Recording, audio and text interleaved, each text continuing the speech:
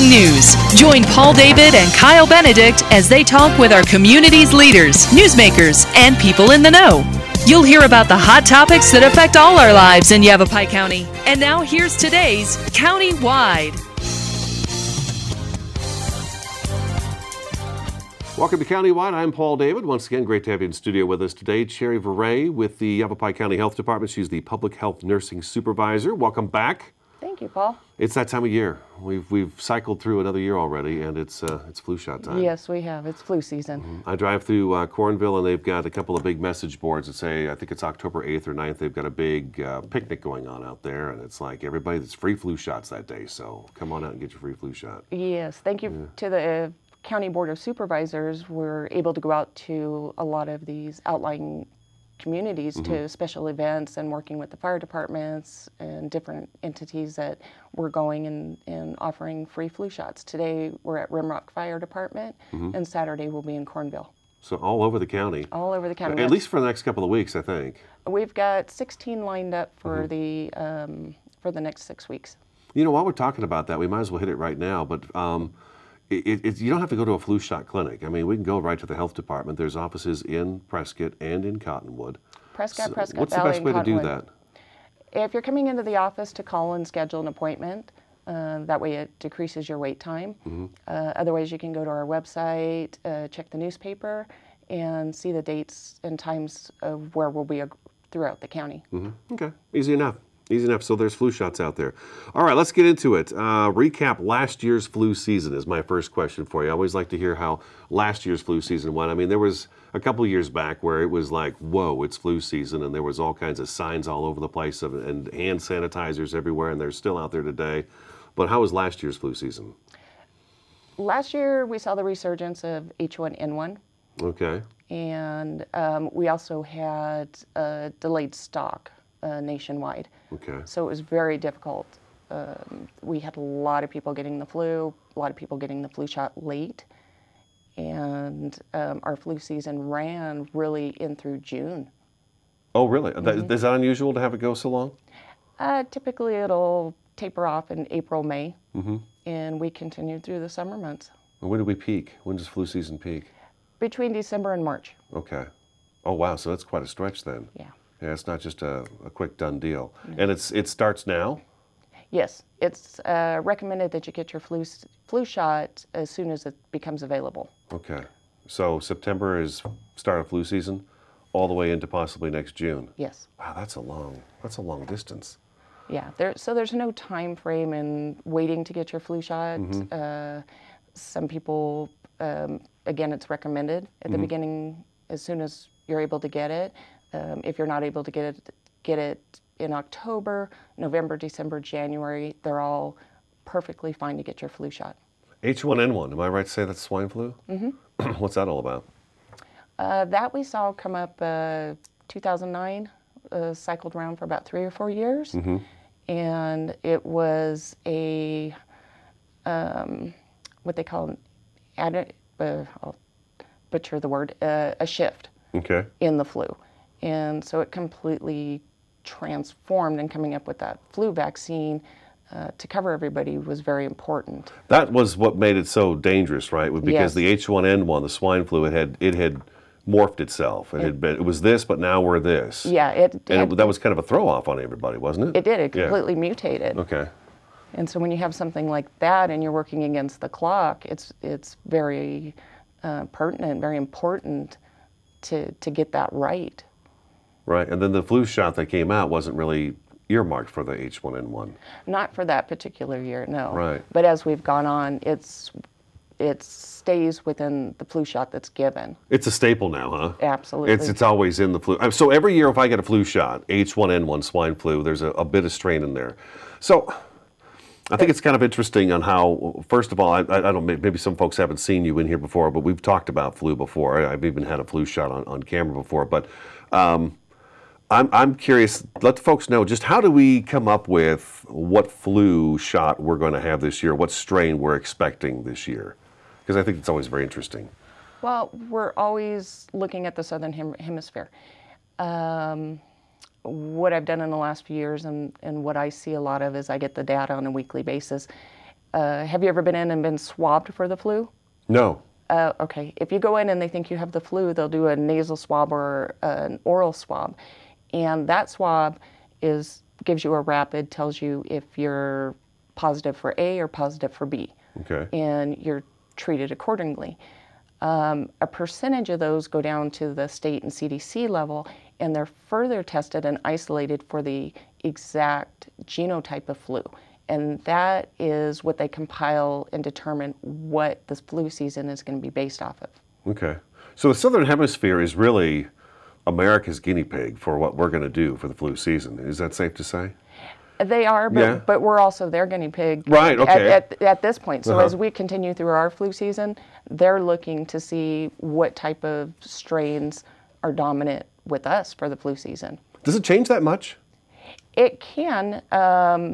Your A strains are your more rapid changing strains. Like give me a for instance. The H1N1 is very abrupt. Okay. Your B strains, which are all named after the states or areas like California, Switzerland. So there could be an like Arizona flu? Yes. Arizona flu would be like considered a B strain. It can be considered a B strain. Okay. Those transform very slowly over time. So they're not a very rapid change. And those are the ones that they look at more closely in putting together the flu vaccine. Mm-hmm. Okay. All right. So that's what we've been doing, looking at the Southern Hemisphere. Mm-hmm. So Australia, Mexico, South America, we've been watching them. Anything south of the equator. Okay. We're taking their flu, whatever flu they're getting, we're getting that sample, and we're like, okay, so now it's time to incubate this stuff. It's in eggs, right? Yes. I mean, the flu shot is actually grown in eggs. Yes, it is. So I've always wondered who came up with that idea. Let's stick it in an egg and see what happens. But that's how that works. So this year, what do we have? We've got the H1N1 swine flu is back with us this year. It's always going to be in the flu shot. So it's not necessarily here, but as a precaution, it is part of the flu shot. It is. Okay. It is. And as I said, it resurfaced again last year. It was anticipated, and it is out there.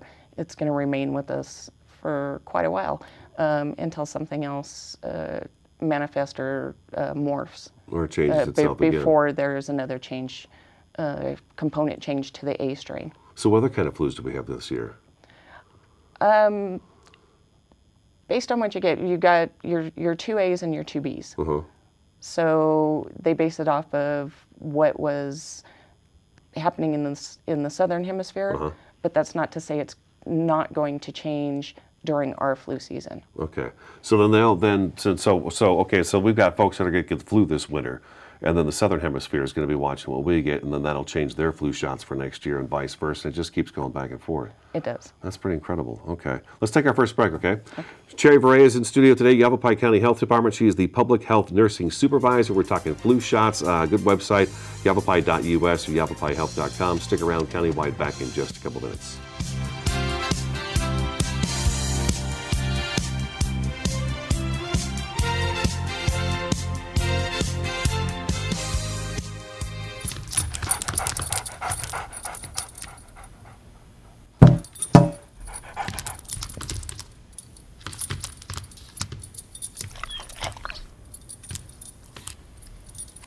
There's a shelter pet who wants to meet you. Meet one today. Visit theshelterpetproject.org. Adopt.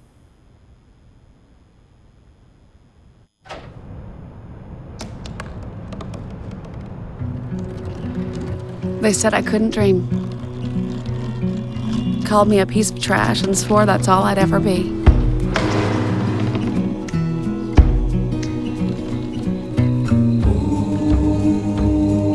Said a bottle couldn't see the ocean.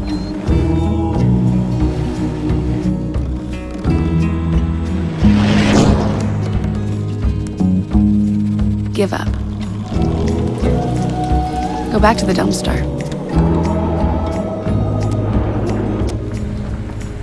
But I didn't listen. I made my way.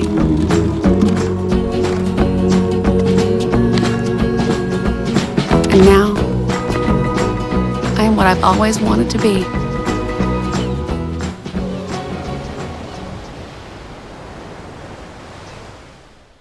Well, Thomas, you've got pre-diabetes. But with more exercise and a change in diet, it can be reversed. I've tried exercising. It just makes me hungry for bacon. I love bacon, too. And who really likes to exercise? Not me. Me neither. Nobody. So we're good? What? Oh, you still have pre-diabetes. Big time.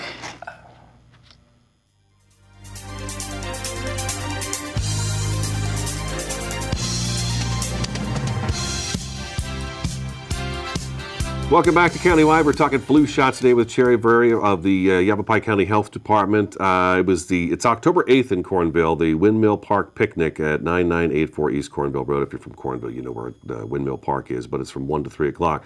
Cherry's going to be there by herself. So she's open for tons of arms. Do we still do shots in the arm? We do. Yeah, okay. We do. That's one of the things that's changed this flu season is the flu mist is not available. Oh, no flu mist. No flu mist. And that went up the old nose. That's right. Okay. That was previously available to ages 2 to 49, and in studying it from 2013 through last flu season, the efficacy of it was so poor that it was pulled from the market. Oh. So it's recommended if you were one of those people or children that had that in the past years, your coverage is your percentage is so low to come in and get the actual shot. Well, I imagine that was brought about because people don't like needles, Cherry. So now there's always that they're always looking for something non-needle. A non-needle because that is one of the top 10, 20 reasons why people don't like to get the flu shot is fear of needles. Mm-hmm. And when they're looking at ways to make it friendlier, it doesn't always work. We've all seen that, though. I mean, you turn away for just a second, and it's over. It's over just like that. It truly is. I mean, you guys are, you're accurate, pinpoint, just pop, boom, it's done. Yes. Is it really that fast? It's really that quick. Those were good quick. sound effects for it, huh? But no, those aren't the sound effects, I promise you. It goes really quick, though. I mean, it literally is just turn your head, bang, it's done. If you don't like needles, it'll just happen so quick you won't even know it happened. It's like comparing pulling a tooth. I don't know if that's a good example. Well, no, I mean, it's so quick. When you think about it, it's like, hey, it's out already. Yeah. Yeah, exactly. I guess we're talking about loose teeth. Yeah, loose teeth. Loose tooth. Yeah, loose tooth. Okay. Top 10 reasons to get a flu shot. David McAtee from the health department, he's their spokesperson, and he's great. He's great. Yes. If I send David an email and say I need somebody to come and talk about flu, Cherry shows up. I am. And I just tell them I need them on this date, and here she is. So it works out great. They've got top 10. Number 10 is missing several days of work. And I was telling you that, I wouldn't mind missing a few days of work. You sleep the whole time and you're out cold. But man, I tell you, it's been a while since I've had the flu, but I remember the last time I had the flu and I was miserable. There is a very big difference between the cold and the flu. Mm-hmm. With the flu, you're not just looking at a few days out of work, you're looking at up to 2 weeks off of work. Yeah. It's that amount of time. A cold, you're going to recover and be done with it in 3 to 5 days. The flu's far more dangerous too than a cold. Oh yes. For your health. Yes. Yeah. Yeah. So the complications from the flu really can wreak havoc and because it is a respiratory disease, go right into the lungs. So then you have pneumonia, and that is one of the primary complications of the flu. And that's fatal in a lot of folks. It can be. We're going to hold off for a little later in the show, but I guess it's very important. You bring that up, the pneumonia and how fatal that can be. You hear about it all the time that somebody died of pneumonia. Yes. And when I was younger, I was like, how's that even possible? It's just a cold in your lungs, but it can be very dangerous. The elderly and people with underlying health conditions, it's really important. Yes. To get a flu shot. For everybody, 6 months and older, everybody across the lifespan should get their flu shot. Mm-hmm. It's not whether you're healthy or not, but even those with asthma and underlying conditions, but even those that are healthy. When you look back at the information that they gathered from H1N1, the primary target was the healthy 40-year-olds that were having the most complications with the H1N1 flu Oh, okay. and respiratory distress that had no underlying complications at all. So it's not just the young and old. Not at all. It depends on what the flu is and what it's doing and how it's changing, because as you mentioned earlier, we talked about it, the flu changes. It gets a mind of its own. It does. Yeah, It does. That's amazing. It depending on who it enters, how it's going to respond. Yeah, what's your body doing at the time that it comes in? Okay, that's good. Okay. Fear of needles, we hit that one already. That was number 9. Number 8, as we mentioned above, saving the life of someone who can't get the shot. Last year alone, 140 children died from flu complications is what he's got on number 8 here. And with that one, because I always get asked, we don't track adult deaths in flu. That's not done nationwide because there's so many comorbidities and underlying conditions. We look at pediatric. Okay. And those, when we're sitting there reading those are the most devastating because it is something that's preventable. Yeah. And whether or not the child has asthma or a respiratory condition or not, and then those children under 6 months of age that aren't able to get the flu shot, you want to protect them. Yeah, that's right. That's right. We should probably hit that too before we get too far into this.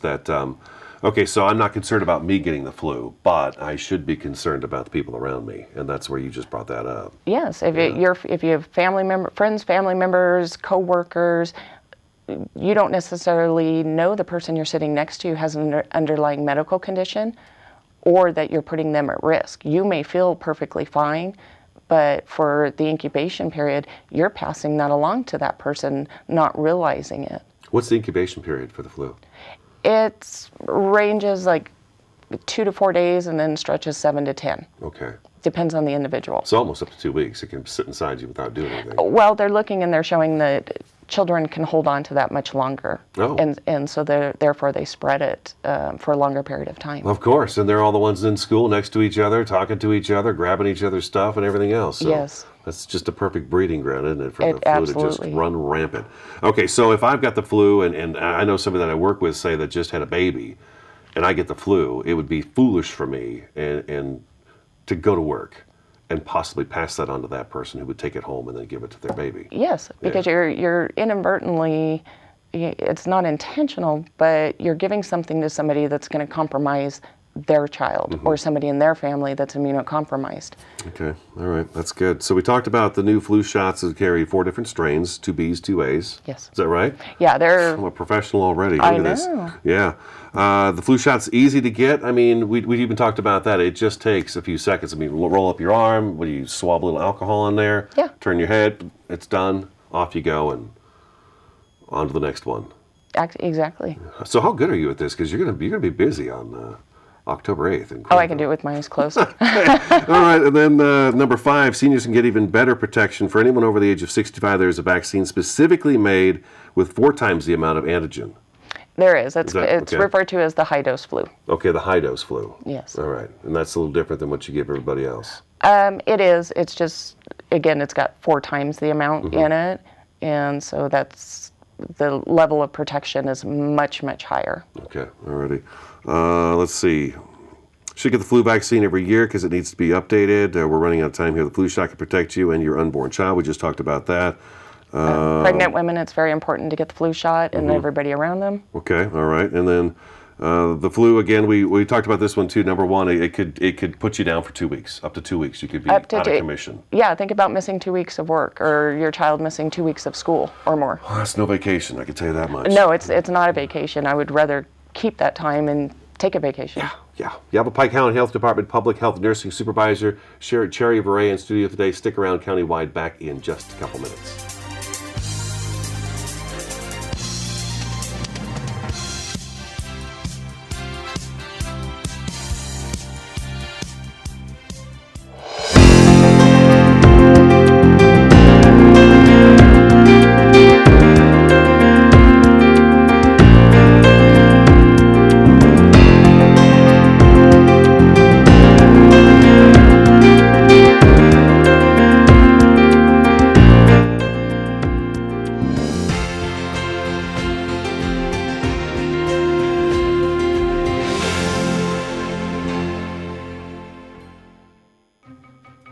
Me and my boy Matt had it good. He had catnip that was off the hook. But one day, he brings a girl home, and she's allergic to cats. Every sneeze was a nail in my coffin. Now I'm in a shelter. It's decent, but they don't even have Wi-Fi.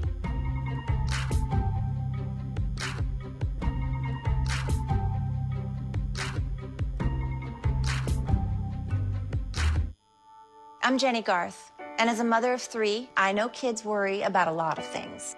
Getting enough food to eat shouldn't be one of them. But here in America, that is a real worry for 1 in 5 children. Even though we are one of the most food-rich countries in the world, 15 million children don't know where their next meal is coming from. This is unacceptable, and something the Feeding America nationwide network of food banks is working to solve. Instead of accepting that our country lets billions of pounds of surplus food go to waste every year, Feeding America has made it their mission to help families in need by rescuing this food. Through food pantries and meal programs, the nationwide network of food banks provides more than 3 billion meals, serving virtually every community in the United States, including yours. Join me in supporting Feeding America and your local food bank by visiting feedingamerica.org. Together, we can solve hunger. Together, we're feeding America.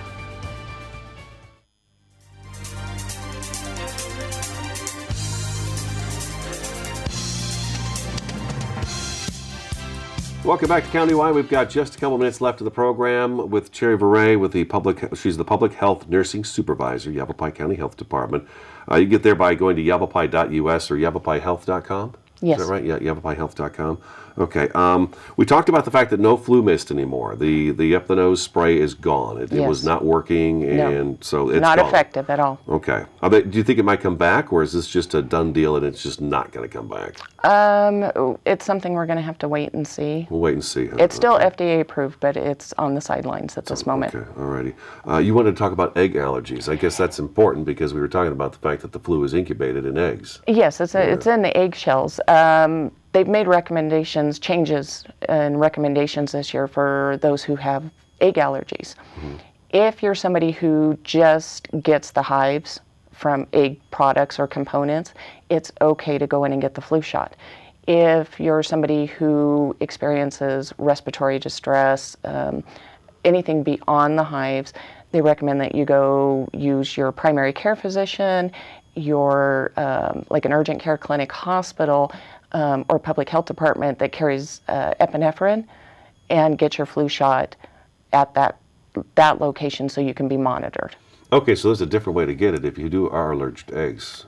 You would to the point where it could kill you. Yes, yeah. But you would be monitored for that period, and they would have the epinephrine on hand. Oh, I see. So you would get the shot, and then you've got somebody waiting over you in yes. case something does. Oh, I see. Wow, yeah, that sounds pretty crazy. That sounds pretty dangerous. Okay, anything else we need to talk about? We've got lots of flu shot clinics coming up. I mean, what I see here on this page that Dave McAtee sent me, we've got them starting, well, you've had a few already, you said, but October 8th, there's the one in Cornville from 1 to 3 at Windmill Park. There's one in Congress, Seligman, Prescott Valley, Black Canyon City, Village of Oak Creek, Mayer, Beaver Creek, Skull Valley. That's between now and October 21st, so there's a bunch of them coming up. Yes, there is. And then in addition, we talked about at the beginning of the show, since we got about 30 seconds left, that if you need a flu shot, just contact the health department in Prescott or in Cottonwood and set up an appointment. Yes. Yeah, just walk in, roll up the sleeve, Cherry gives you a shot, and out you go, right? That's as easy as it goes, right? No, I have 5 really great nurses who are ready to give you your flu shot. Yeah, I've had plenty of shots. They never hurt. But I'm pretty tough. Cherry, good to see you again. You too, Paul. Thanks for coming in. All right, very good job. Okay, again, yavapaihealth.com or yavapai.us. That's today's Countywide. Thanks for watching and listening, and we will talk to you again next time.